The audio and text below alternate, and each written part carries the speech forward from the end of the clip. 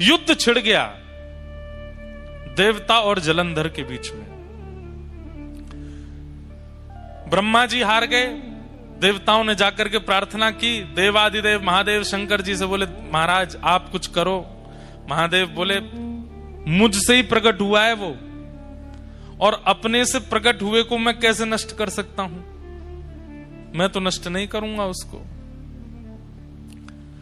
तब ब्रह्मा जी ने मन में विचार किया कि ये शिव भक्त है बहुत बड़ा, और इसके बल में कटौती तभी आएगी जब इससे कोई शिवापराध बनेगा। ये शंकर जी का अपराध करे तब इसके बल में कटौती आएगी। तो बोले क्या करें? तो नारद जी को बुलाया, नारद जी को भेज दिया। बोले जलंधर के जाकर के कैसे भी शिवापराध कराओ। नारद जी महाराज बोले अभी क्या किया? नारद जी पहुंच गए जलंधर के पास। जलंधर ने बड़ा स्वागत किया, आइए आइए आइए नारद जी। नारद जी सबके प्यारे हैं, दैत्यों के भी प्रिय हैं, देवताओं के भी प्रिय हैं, सबको प्रिय लगते हैं। नारद जी महाराज पहुंचे।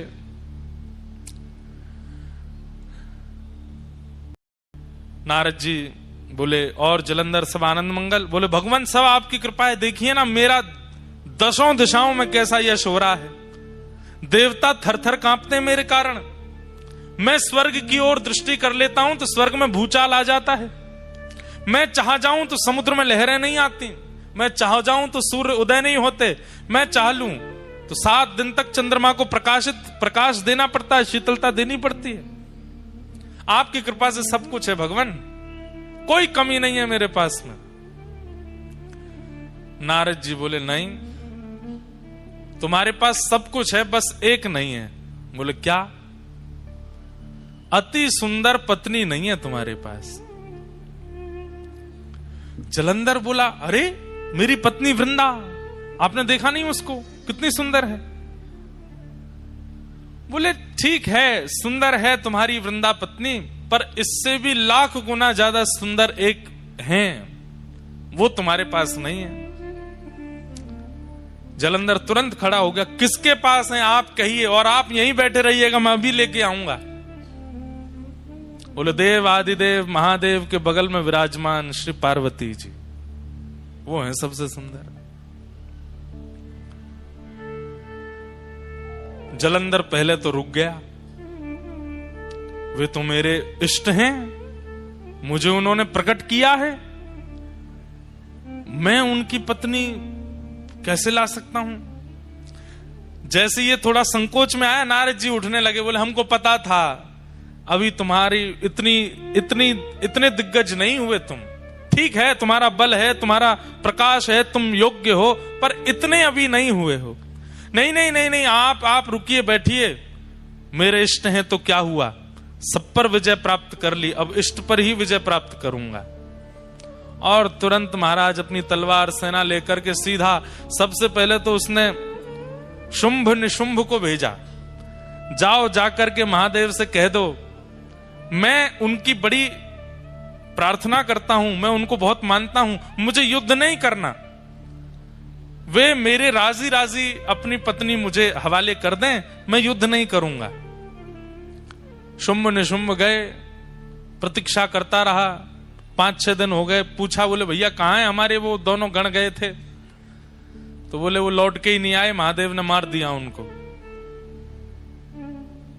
अच्छा, इसका मतलब ये भयभीत नहीं है मेरे प्रकोप से, मेरे बल से, मुझे बताना पड़ेगा।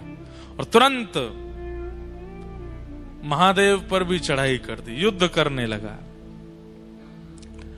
महादेव से युद्ध करने लगा। है तो स्वयं महादेव का ही तेज, महादेव का ही क्रोध। अब यहां महादेव के अंदर भी क्रोध है, और वह क्रोध किससे लड़ रहा है? अपने ही उतने ही बलशाली क्रोध से लड़ रहा है। जितना बल, जितना पराक्रम, जितना तेज, जितना योग्य महादेव का क्रोध है, उतना ही योग्य तो वह भी है, क्योंकि वो वही तो है जिससे वो लड़ रहे हैं। महादेव लड़ते लड़ते बोले भैया ये हमारा क्रोध ही तो है, दोनों 100 नंबर के ही हैं हमारे अंदर जो क्रोध है, और ये वही एक ही बात है, ये 1% भी कम हो तो इससे युद्ध किया जाए। ये पूर्ण परिपूर्ण वही है जो मेरे अंदर क्रोध है। तब सब देवता बोले अब तो एक ही उपाय है। बोले क्या? नारायण के पास चलो। तब शंख चक्र गदा पद्मधारी नारायण के पास गए और कहा, भगवान अब आपको युद्ध भूमि में आना पड़ेगा, आप ही इसका नाश कर सकते हो। ब्रह्मा जी भी कर चुके, महादेव तो कर ही रहे हैं, अब आप और आओ।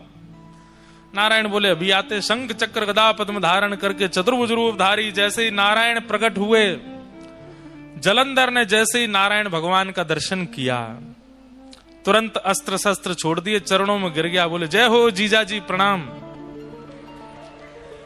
भगवान बोले ये क्या बोला? अब हमारे ठाकुर जी तो बड़े करुणा अवतार हैं, जैसे ही जीजा जी कहा, ठाकुर जी ने तो अस्त्र शस्त्र अंतर ध्यान कर दिए। बोले भैया सब देवताओं क्षमा करो। बोले क्यों? साले साहब हैं हमारे। पर स्वयं भगवान ही बोले, ए जलंधर तू हमको जीजा बोला क्यों, पहले ये तो बता। महादेव का जब क्रोध प्रकट हुआ इंद्र के ऊपर, और जब वह क्रोध इंद्र पर ना डाल पाए तो कहां भेजा उस क्रोध को? बोले समुद्र में। और आपकी पत्नी लक्ष्मी जी कहां से प्रकट हुई है? बोले समुद्र से। तो इस नाते में भैया हुआ ना उनका, आप मेरे जीजाजी हो गए। नारायण भगवान बोले भाई बढ़िया संबंध निकाला। देवताओं से कहा भैया आई एम सॉरी, अब इसको नहीं मारेंगे हम, ये तो हमारा साला है। अच्छा, उसने जीजाजी कहकर के प्रणाम जो किया तो लक्ष्मी भी प्रकट हो गई। अरे मेरे भैया, देवता तो बड़े भयभीत हो गए, बोले कि भाई अब क्या होगा?